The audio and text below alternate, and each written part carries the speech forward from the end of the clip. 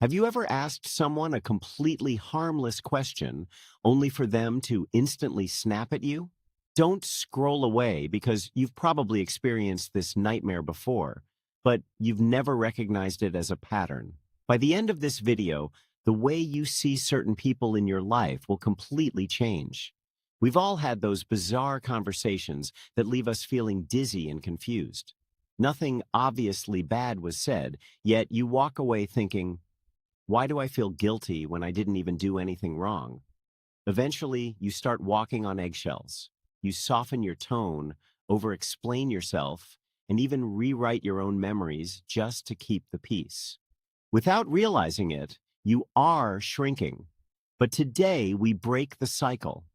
The next time someone tries to twist a conversation, ask them this first question. Can you help me understand what you meant by that? Watch their face closely. This is where the mask slips. A healthy, grounded person will slow down and clarify. But a manipulator? They will panic. You'll see discomfort, irritation, and then sudden anger. Not because the question is bad, but because clarity destroys their power.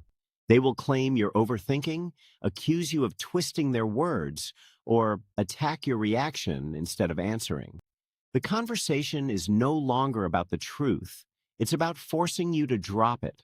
That's when you hit them with the second question. Are we trying to understand each other right now? Or are we just reacting? This is a psychological trap for a manipulator because it forces structure into the emotional chaos they are trying to create. A reasonable person will take a breath and calm down. A toxic person will explode, escalating the intensity just to regain control of the narrative. And that exact reaction tells you everything you need to know. It was never about the topic. It was about whether your clarity is allowed to exist without being punished. This brings us to the final question you must ask yourself.